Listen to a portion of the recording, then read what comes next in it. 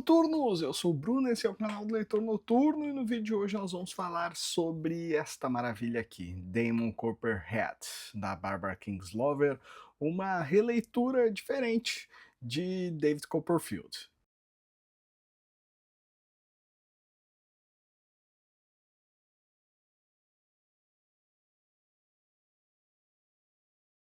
Antes de mais nada, já deixa o seu like, já comenta aqui se você leu aquele calhamaço gigantesco chamado David Copperfield, se você conhece Damon Copperhead e se você não conhece ainda vai querer conhecer.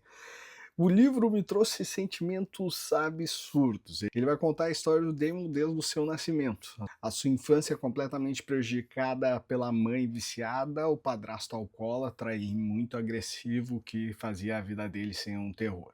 Para ajudar, ele ainda mora nas montanhas dos Apalaches, lá no interior da Virgínia, um estado bem distante, um local ainda mais ermo do que se pode imaginar.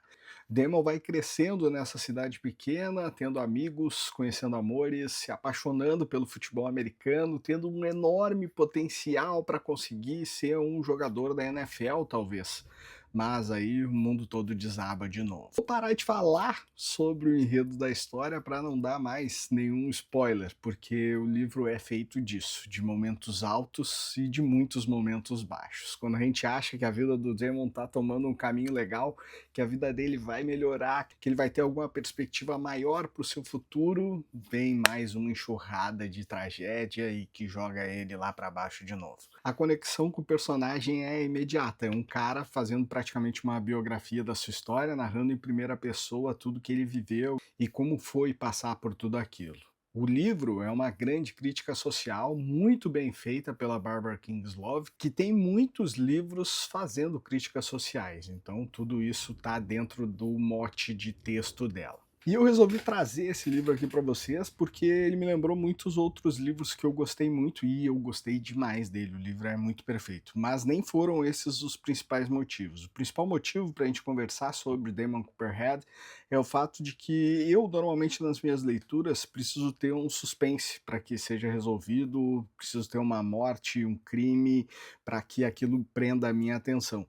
E nesse livro, cara, a gente não tem um norte diferente de saber como é a vida do Damon. A gente não tem um mistério claramente estabelecido para que feche toda a obra. E mesmo assim ele consegue ser um puta livro. Mesmo assim ele consegue entregar até mesmo suspense, porque a gente não sabe qual vai ser a próxima tragédia que vai acontecer na vida do Damon. Muito parecido, por exemplo, com o Reformatório Níquel, que foi um dos livros que eu fiquei apaixonado, um dos meus top 10 de vida, com certeza, e que também tem essa pegada de contar sobre a vida de alguém fazendo uma crítica social forte. Porém, em Reformatório Níquel a gente tem toda a questão de crimes que vão acontecendo dentro do reformatório e como aquilo dali poderia ser solucionado e como seria a vida do personagem principal depois daquilo. E em Damon Copperhead a gente não tem nem isso. A gente não acontece um crime, ele não vai investigar nada, ele não está envolvido com nada, mas ele está envolvido na vida dele, em tudo que está acontecendo, em todas as dores que ele está passando. A gente fica pensando, meu Deus, como pode alguém ser tão azarado, ou como pode alguém sofrer tanto, e aquilo dali vai reformulando a nossa mente, vai trazendo pensamentos, vai nos colocando em posições que talvez a gente nunca vai estar. Tudo isso de uma maneira muito boa, muito bem escrita. A Bárbara tem uma qualidade literária muito boa, evidente desde o começo, assim, pela maneira como ela escolhe as palavras, pela maneira como ela constrói os parágrafos. A gente consegue notar facilmente que existe ali uma grande escritora. Não é o tema do livro a principal semelhança dele com o Reformatório Níquel, porque os dois foram vencedores do prêmio Pulitzer de melhor ficção. Então o Pulitzer tem muito essa pegada de dar o prêmio para um livro que é bem escrito, para um enredo muito bom, para uma história muito bem contada, para uma narrativa muito bem elaborada, mas também para livros que fazem essa crítica social veemente. E nesse livro a gente vai ter críticas sobre a forma como os pais tratam os filhos, como uma criança é deixada de lado pela sociedade e por quem deveria protegê-la, até os sistemas de acolhimento de menores que vão ser adotados, o sistema de acolhimento de menores que estão abandonados é muito criticado na história. Depois vai ser criticada a questão dos opioides, vai ser falado até mesmo sobre os médicos que acabam muitas vezes viciando pacientes que talvez não precisassem tomar aqueles remédios ou que não precisassem tomar naquela quantidade. Vai ser criticado até mesmo a NFL e o futebol americano, porque é um dos esportes mais violentos do mundo e que gera muitas lesões e traumas. Uma curiosidade sobre a escritora é que ela não é uma crítica social apenas sobre essa parte da sociedade, a parte que a gente vê mais, né, da pobreza, do consumismo, da falta de cuidado com as pessoas, mas também até mesmo de alimentos. Tem livros dela falando sobre comida. O principal gênero que ela escreve é praticamente a crítica, né? E dentro da ficção que ela cria, ou talvez não ficção, sempre vai colocando esses elementos para mostrar como a sociedade talvez esteja indo para um caminho errado. O livro também é muito parecido com uma outra história mais famosa que o Reformatório Níquel, que é o David Copperfield do Charles Dickens, né? Uma obra lá dos anos 1800 e que é lida até hoje, aquele calhamaço gigantesco. Eu confesso que eu não li todo o livro, é um dos meus objetivos de vida, porque eu tenho certeza que eu vou gostar muito. Eu li um pouco mais de um terço dele, talvez, e acabei abandonando, porque o calhamaço era muito grande e a edição que eu tinha era muito ruim de ler, com aquelas letras muito, muito miúdas.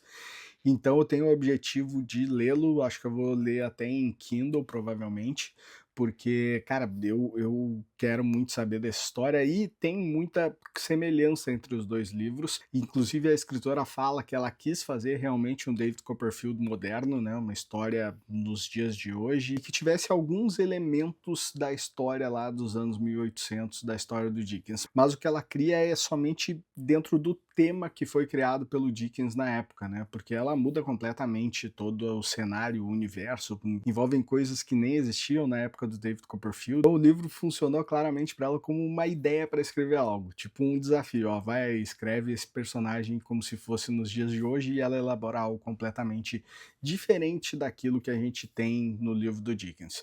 Mas também muito bom, consegue tocar a gente com profundidade, consegue nos colocar em posições que a gente não gostaria de estar. O personagem, a maneira como ele narra, por estar narrando em primeira pessoa, faz com que a gente se sinta na pele dele. E, cara, o sentimento do leitor é de ser o melhor amigo do Damon e querer ajudar ele, querer dar uma palavra de carinho e querer dizer assim, cara, não faz isso, ou faz isso, vai lá, vai em frente, ou a tua vida não acabou ainda, tu já passou por tanta coisa, corre que tu consegue sair, nem é a pior parte da tua vida isso que tu tá vivendo agora.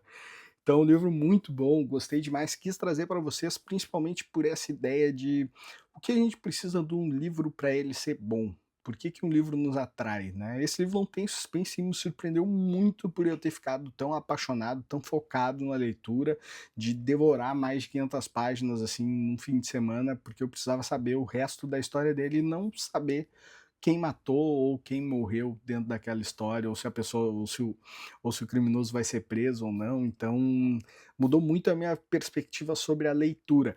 E eu não favoritei esse livro, não dei a sexta estrela para ele, porque eu senti falta disso. Eu senti falta, a minha zona de conforto fez com que eu sentisse falta de ter um crime, de ter algo para ser descoberto, e não só o suspense do que vai acontecer na próxima página.